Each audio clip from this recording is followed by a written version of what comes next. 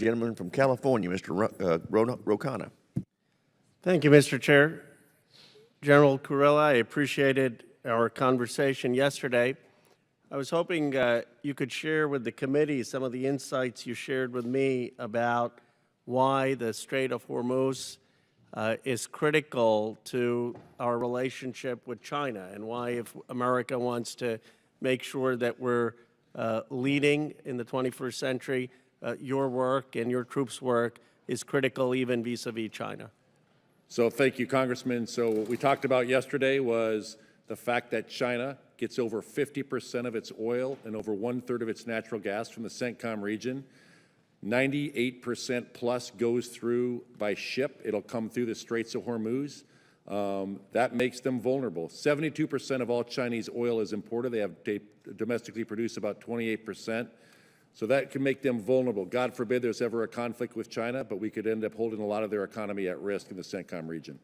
So our having a presence there and dominance there to keep it a free-flowing sea is a strategic value, even as we look at the competition and strategic threat that China poses. Correct, Congressman, and it's not just the Straits of Hormuz, it's also global commerce. 30% of all container traffic in the world goes through the Suez Canal. I think in 2021, about 22,000 ships went through there. So really, we saw what happened when the Ever Given was stuck in the Suez Canal. That stopped $10 billion of trade a day until that was unstuck. And our values, we keep the freedom of the seas for every nation. It's not just that we're doing it for our nation. So we're upholding our values in these areas. Is that correct? And so what we also have is the combined maritime force. It's 38 countries that participate in CENTCOM. It's the largest maritime partnership in the world.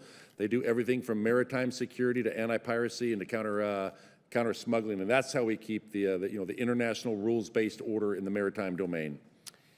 Now, I know you spent a lot of your testimony also on Iran, and I have a lot of constituents of Iranian background who say that this time the protests are different. This time the regime really is not going to last. I don't know if you're in a position to have a comment from what you're hearing in the area about what the sentiment is towards the regime and the protests. So, Congressman, what we can see is that the regime can deal with the domestic situation, but also do their malign behavior externally. So their foreign policy, if you will, while they still deal with their domestic policy. It is my assessment right now that even though the protests have put stress on the regime, it has not put the regime at risk. Thank you. General Langley, I appreciated your focus on development in Africa beyond just the defense. I'll tell you briefly, and then I'd like you to respond my own perspective. My grandfather was in jail with Gandhi as part of the independence movement, which of course also inspired Mandela. And my first view is that Africa should have what Africa wants, not be a plaything for just great power competition. I'm concerned that China has used Africa not to see African self-determination, but to basically use it for their own self-interest in a form of neocolonialism. I wonder how you think America can have a policy towards development and economic growth that respects what African nations and Africa wants and respects their sovereignty. Congressman, thanks for that question. And I know I profess the whole of government approach, but also it's more than that. That will actually put more horsepower, us being the partner of choice.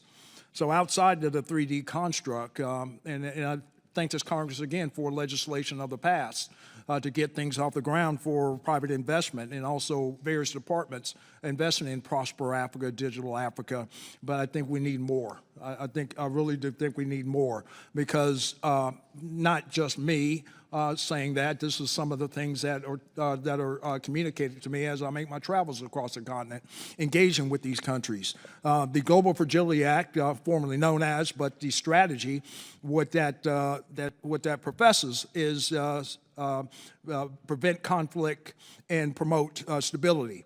They think the enduring process to actually address their immediate threat is good governance. Collectively, State Department, USAID, and DOD are working together to to be able to build capacity and bolster their governance under democratic norms. But we need more investment across the aforementioned legislations that have been passed. We just need to put more investment into it. Thank you. Thank the gentleman. Chair now recognizes the gentleman from California.